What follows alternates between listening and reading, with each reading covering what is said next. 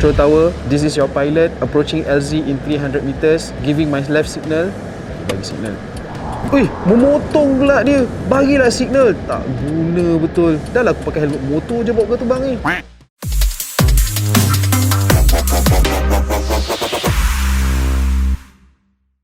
Bertemu lagi kita dalam episod Egg Gear pada kali ini bersama saya Abang Adi. Kalau korang nak tahu pasal sejarah ke, pasal mitos ke, pasal kuda terbang ke, boleh jumpa saya lah. Tapi kalau nak harga murah tu, pergi Teknik Enterprise, jumpa Abang Syamsul, okey? Hari ni Adi nak menceritakan tentang pesawat yang pelik tetapi berguna. Macam tadi tak guna sebab dia potong belah kiri kan. Untuk pengetahuan korang pula, dalam dunia automotif sama juga macam dalam kapal terbang ni.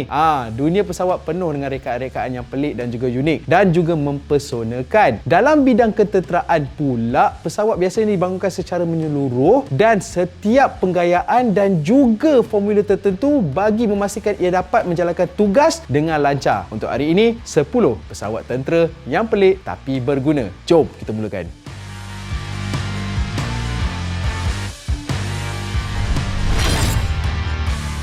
Yang pertama, Britain Norman B2T AEW Defender. Kapal terbang ini dulu masa mula-mula diorang buat adalah sebagai kapal terbang untuk public transport lah, pengangkutan daripada point A ke point B, dan sekarang tentera telah olahkan balik kegunaannya untuk dijadikan sebagai AEW atau lebih dikenali sebagai Airborne Early Warning.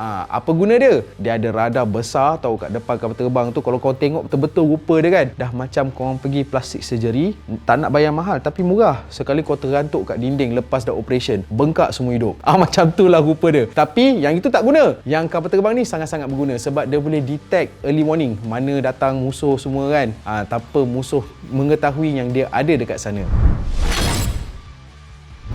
Yang kedua, North American F-82 Twin Mustang. Pesawat berkembar ini dihasilkan dengan menggabungkan dua buah pesawat P-51 Mustang ataupun P-51 Mustang. So korang bayangkan ada 2 biji enjin dalam satu kapal terbang. Hanya 250 unit sahaja dibina di Amerika Utara bagi menjalankan peranan sebagai pengiring pesawat pengebom dan juga pemintas dan pejuang pada waktu malam. So korang bayangkan dia bawa, dia escort kapal terbang pengebom kan. Bayangkan yang ni meletup dulu, dia boleh lagi sebab dia pakai 2 enjin. Yang ketiga, Blackburn B101 Beverly. 2 kali tengok dah macam ikan gapi. Ikan bilis pun ada sebab kepala dia kau tengok badan kepala tiba-tiba ekor panjang ataupun pepatung. Tapi pepatung dah lah confused lah. Pelik-pelik lah. Pesawat ini digunakan oleh tentera udara Britain pada tahun 1955. Blackburn Beverly merupakan salah sebuah pesawat pengangkut yang mempunyai ruang kargo yang berbentuk segi 4 dan juga fuselage lansing yang memberikan bentuk ekor kapal terbang ini berbentuk H. Betul-betul macam huruf H. Alright. Ia menyokong operasi RAF di Asia Timur sehingga 1967. Seterusnya, Farragut. Dah lah pendek, obes, tapi tak apa, dia champion dalam perang. Jangan terpedaya dengan rekaan yang kelihatan seperti ikan terlebih makan ni, ikan obes. Kerana Farragut merupakan salah satu pesawat yang anti kapal selam yang dikatakan cukup cemerlang dalam tugasnya. Ia digunakan oleh tentera British, Australia dan Jerman dari tahun 1950-an sehinggalah pada tahun 1980-an.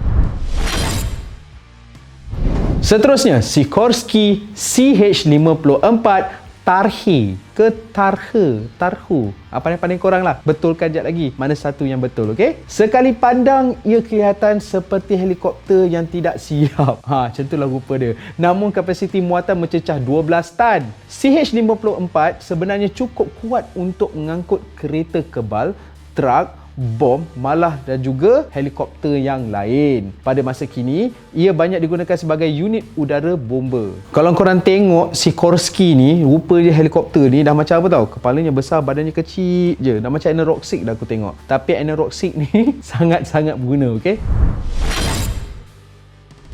Dan seterusnya, Antonov AN-72 Cooler ataupun Kohler. Reka bentuk pesawat ini tidaklah pelik pun, cuma enjinnya diletakkan pada bahagian hadapan sayap dan membuatkannya ia kelihatan seperti lain daripada yang lain.